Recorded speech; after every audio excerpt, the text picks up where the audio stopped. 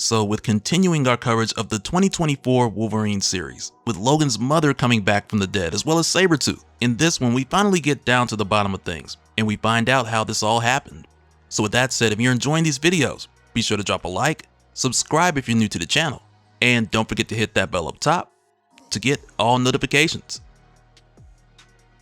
Alright, so coming back, this continues right where we left off, with Sabretooth ambushing Logan at the Howlett estate, which is the house that Logan grew up in. And the stakes here are extremely high, because this is happening just moments after Logan reunited with his mother, who was mysteriously returned from the dead. But now with Sabretooth returning as well, this all stacks up to a mystery that Logan's got to solve. But in the here and now, his main priority is getting his mother out of here safe. But now with Creed popping up here, Logan knows that Creed's been following him for a little while, since Logan's picked up his scent. So it's not a complete surprise here. But now that he's showing his face, it's here where he says, "Where you going, runt? We ain't done with bring your mama to work day." And now I'm not sure if it's what Creed said or the way that he said it, but there's something about it that just feels a little extra disrespectful. And now that he's here, Logan's mom's like, "He's found us. Dear God in heaven, protect us." And that's when Logan's just like, "Don't hold your breath, Ma. God's never bothered to stop Sabretooth from killing. That's my job." Which in a way almost sounds like Logan's saying he's taken Creed out of here before and he'll do it again.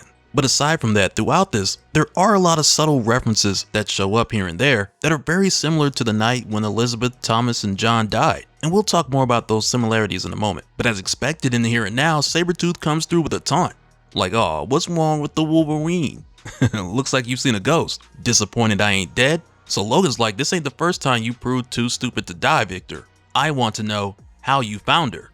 And right there, Creed is just like, "Oh, I bet you do.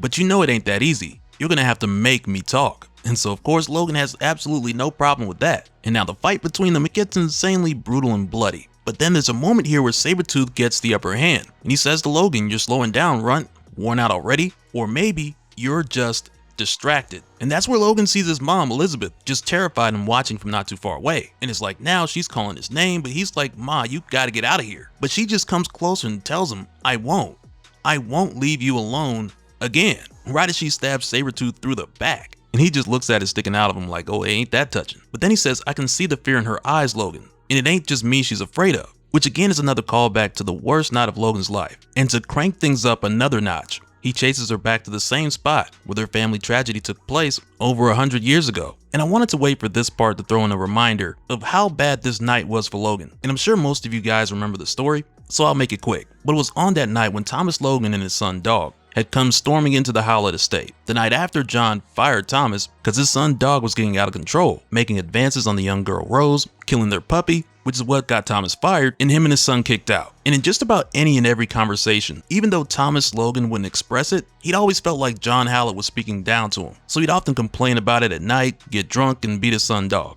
But this night was different, because Thomas Logan was ending this for good. But just before Thomas squeezed the trigger, the young James had came down and seen the man who he thought was his father, John Howlett, murdered right in front of him. And I mean, if we were to stop right there, it'd be good enough for a Batman origin. But no, we're talking about Wolverine. So with him seeing the man that he thought was his dad murdered, this traumatic experience caused the young James to react. And that's when he dove right into the chest of Thomas Logan, who, to everyone's surprise, now had 6 entry wounds in his chest just before he dropped dead to the floor. So already this has been an eventful night, with James seeing John Howlett murdered, only for him to then kill Thomas Logan, his actual father, who's the first man he ever killed, on the night that he popped his claws for the first time. And instead of his mother taking him into her arms, she slapped him across the face while saying, "Get away from me." And there was plenty more after that. She had called him a monster, an animal, as she would go on to chase him out of their home. So just keep in mind as this continues, that this was Wolverine's last memory of his mother. Because just after she had chased him out, she took a brief moment to grieve her late lover,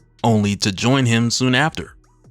So yeah, coming back to the present day, with Wolverine standing in the very spot that all this had happened, it's bringing back all sorts of memories to him. And Sabretooth's not helping because he's out here calling the play-by-play. And this has Logan thinking to himself here saying, Victor and me are normally an even match, but this is different. He ain't a telepath, but somehow he's getting into my head. As we fight, he's making me remember the worst night of my life. So Logan takes a moment to gather himself because he's had people mess with his mind before and he knows how to get him out. Charles helped him with that at one point, but over the past 20 years or so, we've seen this explained as more of a thing of Wolverine honing his senses and pulling himself back in. And we even saw this with James Hudson Jr., the son of Wolverine on Earth 1610, who basically had all the same powers as Wolverine, so it's kind of set up like he was doing the same thing. But in either case, it was never a consistent solution. But nonetheless, Logan's able to focus on Sabretooth here, only to then focus on Goldberg spearing him out the window. And definitely don't try this at home, because even Logan admits with him managing to pull off a controlled fall that eventually leads to Sabretooth landing on his neck, Logan looks at this like he kinda lucked out here. But for normal people, luck wouldn't be the word to use in this situation. And Logan sees this as luck because even though it's not enough to kill Sabretooth or even incapacitate him for long, it is enough to buy Logan some time, so he can go in and hopefully deal more damage than Creed's healing factor can handle. But then it's here where Logan says to himself, Sabretooth heals as quickly as I do. Killing him takes persistence. I've only gotten started when I catch her scent approaching, because now with as visceral as Logan is being with Sabretooth, which I mean he always has to be with Sabretooth, but while this is going on, his mom's watching and she's begging him to stop while telling him that they need to leave. And this is where Logan's like, my mother's scent mingles with the metallic tang of Sabretooth's blood, life and death, love and hate. It takes everything I've got to shove the berserker back down inside of me, to remember that I didn't come here for Victor, I came for her. In this very brief moment of distraction is just enough for Creed to get back on his feet and go straight for Logan's mom. But even still, Logan's able to stop Creed before he gets to her. But after that, he just goes berserk on Sabretooth. And there's a moment here where Logan says to himself, the only way I'm gonna beat Sabretooth is to stop hiding what I am. From my mother, from myself. I'm a fighter, a killer, a berserker. And he shows it way better than he can tell it. And when he's done, Elizabeth is just like, dear God. So Logan tells her, I'm sorry you had to see that. I'm still a monster, Ma. And she tells him, no, you're the furthest thing from a monster, James. This bloody work, you did it to save me. Then she brings him in closer and tells him, you have the eyes of a man who's killed before, but I can feel in my soul any dark deeds that you've done to help others. You are my son, and though I have little right to the title, I am your mother, not your judge. I thank Providence for giving me this second chance to make things right with you, to explain. And for a moment, she's like, I know you must have many questions. And that's when Logan says, just one. Why did you leave me alone? And as the tears come rolling down, Logan thinks to himself here saying, I ain't one of those guys who's afraid to cry. It's normal and natural to howl in pain. And I've wept plenty for lost lovers and dead friends. But this is different, deeper. It's like I'm shedding tears for the first time. Like all the agony that's been walled up inside of me since the day she died has finally broken out. And this is where she tells him, I'm so sorry, James. You've been alone for so long, but I'm here now. I'm here, and I'll never leave you again. And yeah, this is where we realize that it was Mastermind this whole time.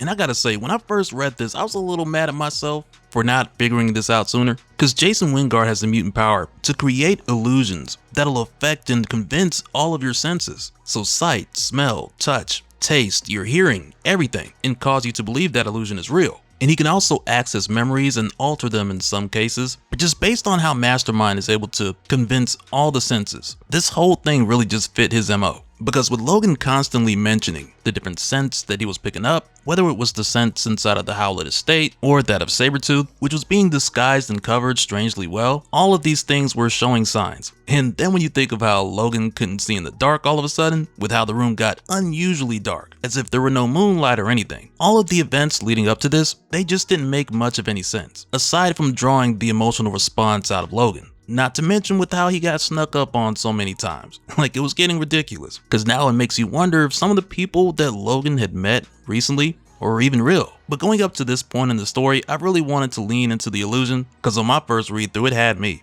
But at least now we know why Logan's visitor at the motel didn't have a scent, which is because they weren't real and neither was the letter. So yeah, you know good and well Logan's gonna be a little upset when he figures out what's going on here. So with that said, if you enjoyed the video, be sure to drop a like and let me know if Mastermind had you fooled too, or if you had it figured out from issue 8, from the moment that letter arrived. Let me know, I'm trying to see something.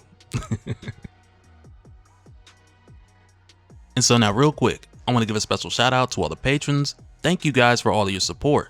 And for anyone who's new here, who wants more information on how to support the channel, I got a link below where you can go to patreon.com/DopeSpill. But that'll do it for this one, guys. Let me know your thoughts down in the comments below, and we'll do it again on the next one. Alright, later.